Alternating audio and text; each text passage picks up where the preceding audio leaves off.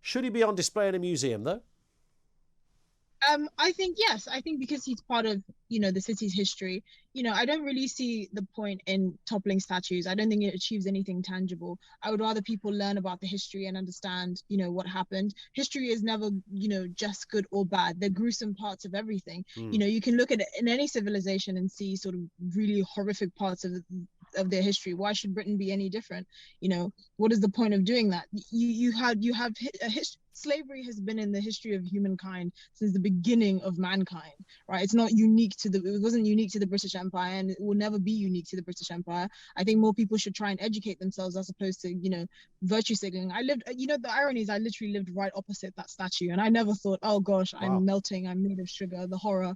I just thought, oh, I know who this guy is, because I actually happened to take an interest in the history, and I moved on with my life. Did you ever think it was weird, Esther? Did you? I mean, I don't know about your ancestors. I'm sure not everybody's ancestors have the same story, but did you ever think, here's a guy, all right, 500 years ago as it were, but this guy was responsible for people who would have been in some form related to me in their tens of thousands being taken from Africa to the States? Sorry, how do you mean? Did you ever think that? Did you ever consider that to be strange as you looked at that statue? No, it didn't really. It just doesn't really occur to me. It's just a statue. I don't understand. Like, I think for me, the reason why I find these kind of sort of virtue signaling acts annoying is because they're people with real issues, right? I don't really want to hear about toppling a statue until we've solved world hunger and homelessness.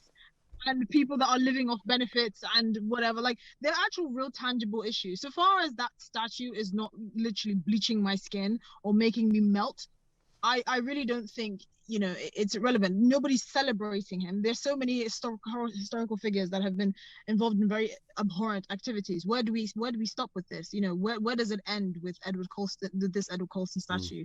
I just think, there are bigger issues. We're just coming out of a pandemic. Millions of people have lost their jobs. Are you really preoccupied with a statue? Yeah, well, I would take it, and I'm always aware of this. You're a black woman, I'm a white bloke, but so therefore I don't have the same kind of in the conversation, and there are plenty of black voices, as you know well, Esther, that would suggest I should be completely precluded from anything in this conversation, and that would be crazy to do if we worked it on that basis, that we can only opine and have a view on things that we either have direct or even indirect experience of. That would be extraordinary. Nonetheless, my take on this has always been that, well, is the biggest question, what was the thinking in the 1500s or the 1600s when this was happening?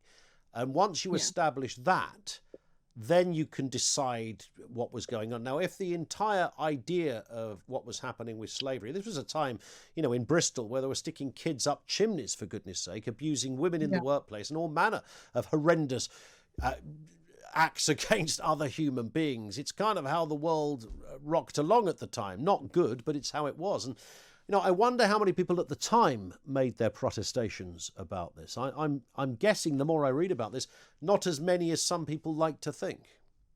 Yeah, that's precisely the point. I think people forget to contextualize these things because they really want some sort of a hill to die on or some sort of social cause to be passionate about. And I'm like, there is no plethora. There's no shortage of issues that you can take on as something that you're passionate about. There's still people that are hungry, dying from diseases that they shouldn't be dying from. There is no shortage of things to be worked up about. A statue about a guy who did horrible things at a time where many people were doing horrible things is really not the best use of your time. And what about those that say, and you will have heard this argument, I've certainly heard people very passionately argue it, say that the black story, which is slightly patronising in itself, but as if there's only one, but the black story, actually, the legacy of all of that is still around today. It's tangible, it's there, and it all directly links to slavery. What's your response as a black woman to that, Esther? What black story are you referring to? Well, indeed, there's my point. What particular black story? And this is the thing, I think, conversations around this have been hijacked by particular black people that want to, have a particular voice that makes it look like there's only one voice and it's attached to a color and a person, right? 95% of black people live on the continent of Africa. I feel like people keep forgetting this. Like, if it absolutely boggles my mind that we always have a conversation about Black people and it's not centered around Africa for the most part. And I get that because, you know, African American culture and Black British culture are more widely accessible. But that shouldn't be the point. The fact that it's more widely accessible doesn't negate the fact that if you're having a conversation about Black people, you should be having a conversation about where most of them are and what most of their plight is.